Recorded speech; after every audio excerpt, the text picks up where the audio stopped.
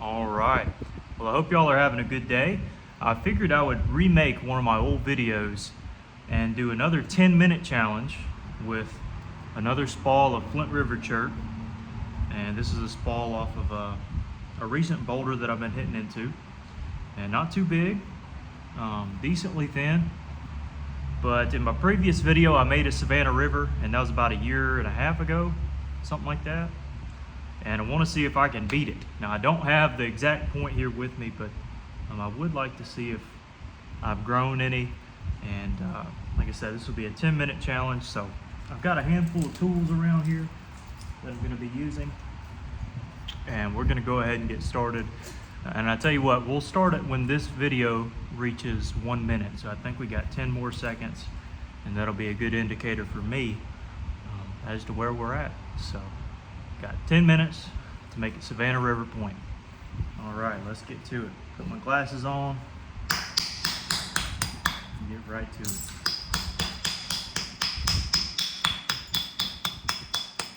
Now, in these shorter clips, some of the techniques that I use are not going to be advised.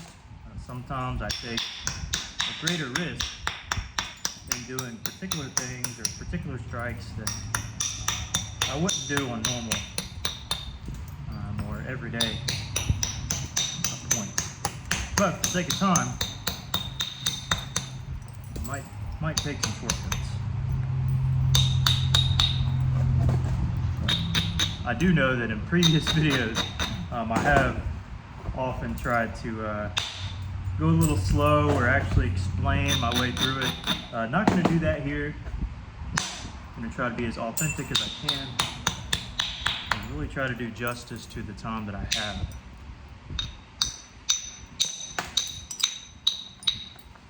So Savannah River point is a point style that's not just found in the Savannah River, but it's found all throughout the Deep South.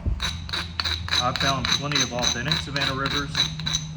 I know there's plenty found in Florida, where I'm at in Alabama, certainly in Georgia as well, and just a very common type that you find in larger varieties, and certainly some smaller, thicker, used and abused pieces. But very common type. It's kind of a stem variety, but not quite. Has an incurvent base.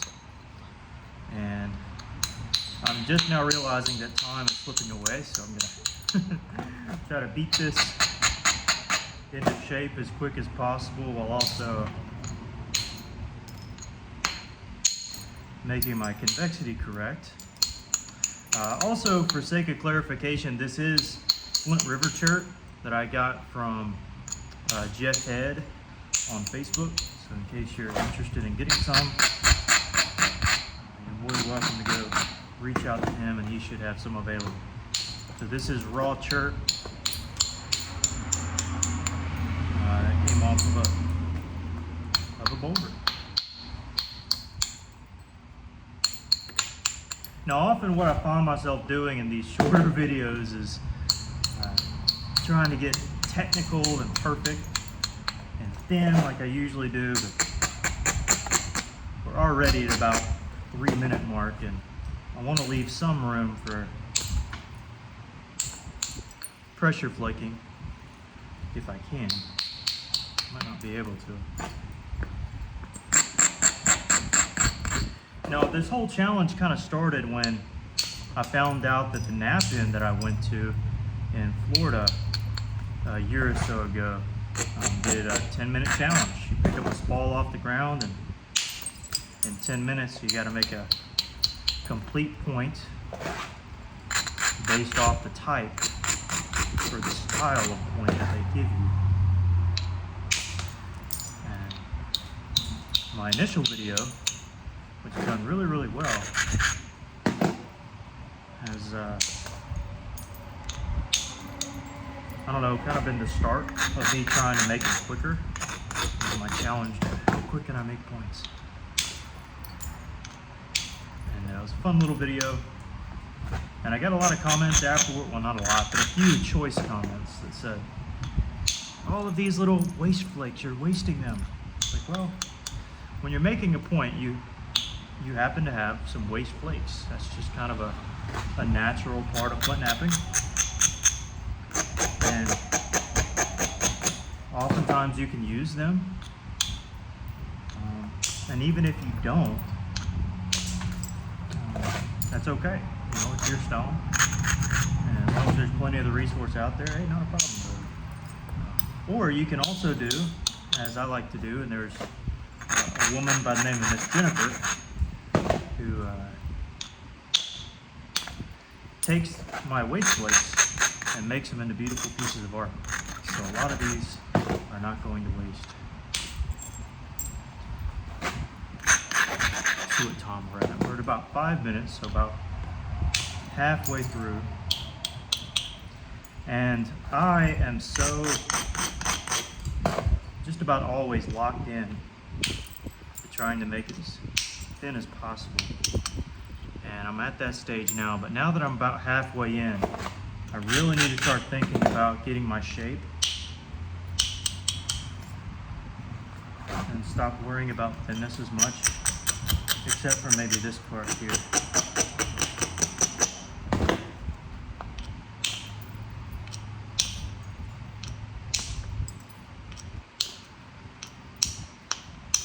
Okay, now I'm going to start beating this into shape.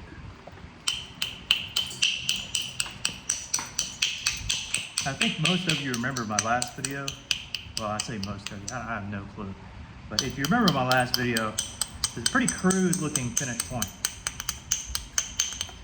Wasn't anything polished or nice.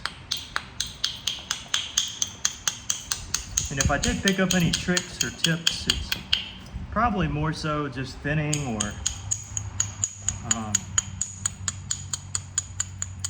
the support that I'm giving the point, or just it could even be the material or the spall that I started out with itself. You know, it might have been easier to work. Who knows? But I tried to pick a fairly similar, and this is a large piece here, so definitely not just picking something small and going with it that way, but trying to be decently fair. Try to thin out. Ooh, that was almost a flute pretty much.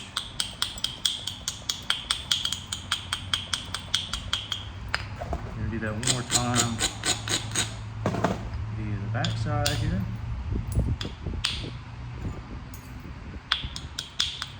Didn't work out as good, but okay. Now I'm gonna start shaping it. And already we're about at where we were last time, if I'm not mistaken. I believe the title of the previous video was 10-minute challenge or something like that. Well, let's see. Got about 2 minutes left. Maybe a little more than 2 minutes, I'm not sure.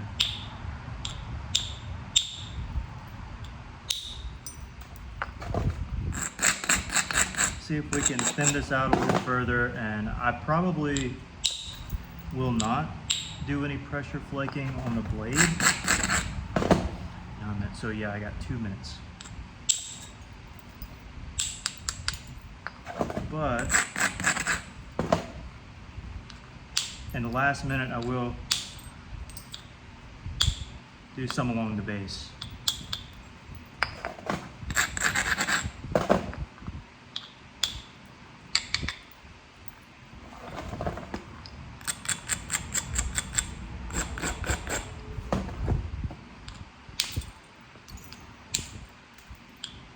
And that means I have to look up at the camera, which costs me a second or two to see what time we're at.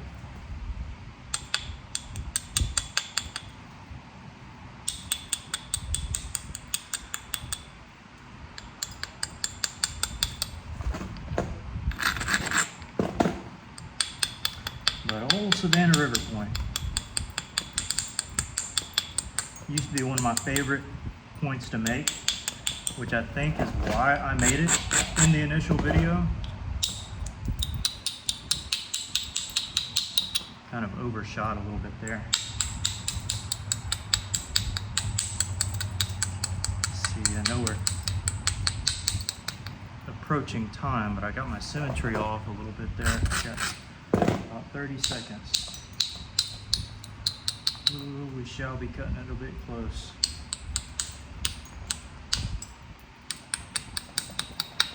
Won't have time to do any pressure flaking on the base, but what I will do is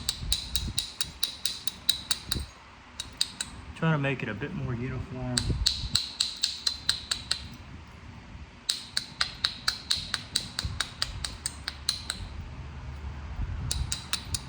And I'm sure we're cutting it there. I got 2 seconds.